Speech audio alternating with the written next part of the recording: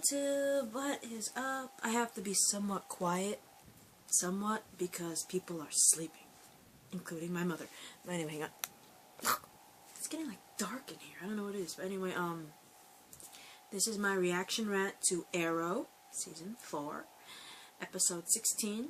Just like the Flash, they're both on episode 16, which I think is kind of cute.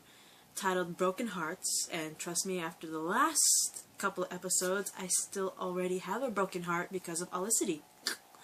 Anyway, let's get to it. Guess who came back in this episode? We already saw when we saw the preview for episode 16 after the end of 15. We saw that it is the return of the psycho archer from hell, Cupid. But as you guys remember, last time we saw Cupid, she was in Task Force X. As we all know from the comic books, Task Force X is actually the Suicide Squad. And the last time we saw her, she was on a mission with, I know for a fact Deadshot was in that mission. Like Diggle, Lila, Deadshot, Cupid were definitely in that episode. I don't know if there was anyone else in that episode. Refresh my memory, you guys, but I don't know.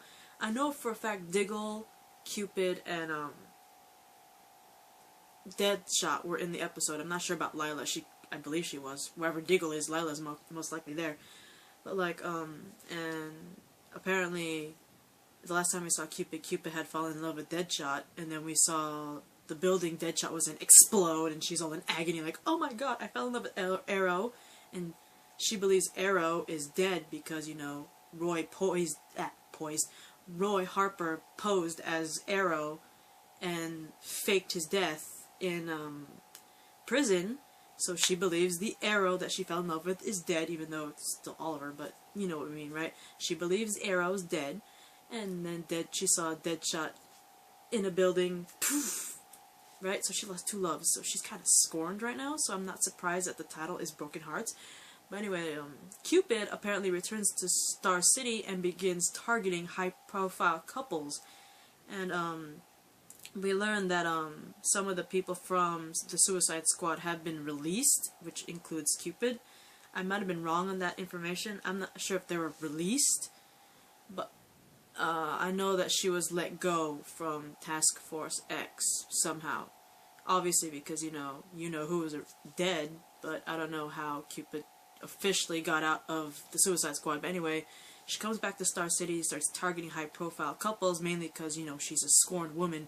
She fell in love with two people, one of them being Arrow, and she believes Arrow is dead, and then, of course, there's Deadshot.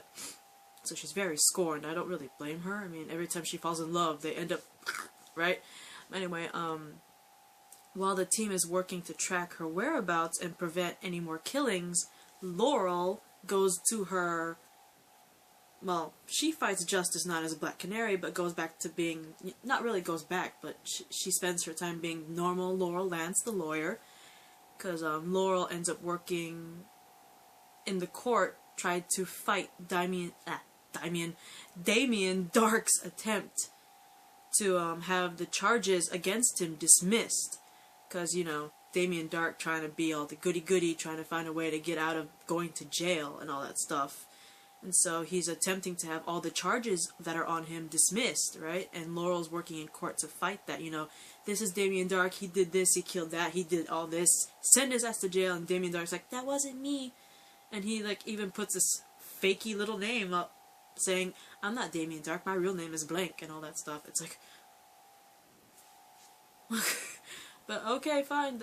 I'm not gonna lie, I don't remember the name he used, but not gonna lie, that totally sounded like an alias name. Didn't even sound real, legit, just saying.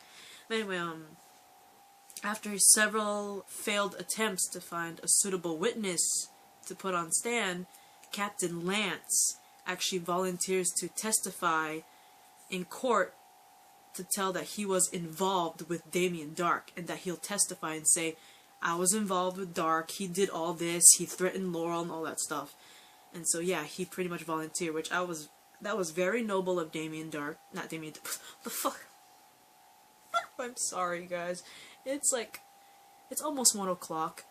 I got 15 minutes till 1 o'clock. So I'm kind of I'm sorry, not noble of Damien Dark, it was noble of Captain Lance to volunteer to put his job, his credibility as a cop on the line, and say that he was involved with Damien Dark to get his ass, to get Damien Dark's ass in jail. Props to Captain Lance for doing that. But anyway, the team at the same time discovers that Cupid's not just targeting high-profile couples, she's targeting high-profile couples that have recently gotten married. So in order to draw her out, Oliver manages to, I don't know how, but he manages to convince a very reluctant Felicity to stage a secret wedding with him, pretty much to set themselves as a target, because, you know, Oliver Queen's all famous. He was a candidate for mayor of Star City, you know. Of course, celebrity, high-profile couple, and they're recently getting married, you know, so they're instantly targets, and they got that little secret wedding to be leaked information to the media. And because of that, the plan ends up working, because Cupid falls for it and starts attacking Oliver and Felicity at the ceremony, because at the ceremony it was just Oliver, Felicity, and of course the priest person in the middle. I believe it was a lady. Was it a lady? I don't remember if it was a guy or a lady that was like the priest that was officiating the wedding. But anyway, when it's just them at the well, not really chapel, but there, Diggle and Thea are on standby somewhere else in the building. And while they're being attacked and all that shit, Felicity manages to... I thought this was amazing, because before Cupid attacks, you know, they're saying vows, and obviously Felicity being mad and all that stuff, not wanting to have anything to do with Oliver, you know, because she's still upset and everything. She says this brief, obviously unloving, short-ass vow, while Oliver actually says this very beautiful, heartwarming vow to Felicity, and you know for a fact Oliver means these things, you know, it's still there. He obviously still loves Felicity, and he's trying to get her back and all that stuff, and you could tell with his vow that his love for Felicity is legit. And you actually see Felicity falter, you know, she had that stone I hate you kind of face the whole time, and you actually do see her falter when she hears it, because you can see the genuine love you can hear it in his voice, you can see it in his face, and you could definitely hear it in his speech. So you could tell that Felicity is like in awe and awestruck by it and all that stuff. And then, you know, Cupid attacks that beautiful moment, and Felicity manages to distract Cupid with her own little speech about love and stuff like that, and you actually think that Felicity's, you know, it sounds like Felicity's talking about Oliver when she's saying that, when she's distracting her. And while she's distracting, Diggle and Thea manage to apprehend her. And at the same time, Felicity, with her speech, manages to convince Cupid, you know, before Diggle and Thea appear to apprehend her, Felicity actually manages to sway Cupid into believing in love again. And if Felicity can do that, that's an amazing thing, because Cupid was scorned, yo. She was very freaking scorned, I'm not gonna lie to you. She's like, love is like a bullet to the head. And you know where she got that from, you guys. Hint, hint.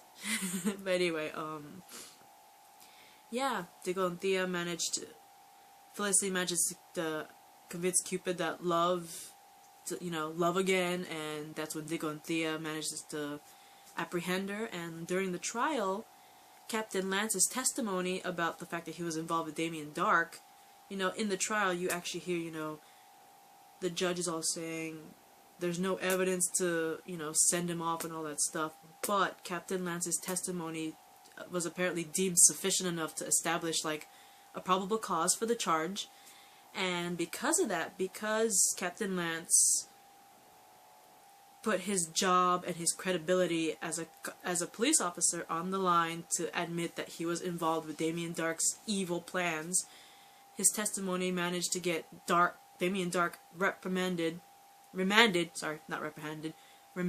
and he was put into custody without bail. So booyah to Captain Lance for that, for putting all that on the line just to put Damien Dark's ass in jail.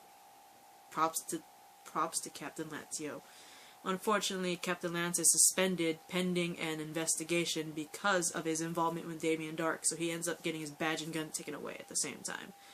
But what really broke my heart was that in the beginning of this episode, you know, despite the fact that that Felicity called off the engagement and pretty much broke up with Oliver, basically, literally walked out the door.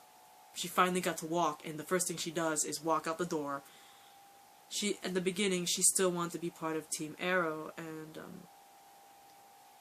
by the end of the episode, unfortunately, she decides that she can't be on the team where she wants Oliver, but at the same time, she's still angry with him, so she, unfortunately, not only breaks poor Oliver's heart by breaking up the engagement, breaking up with him, literally walking out on him, and moving out, she actually, by the end of the episode, manages to quit the team for good.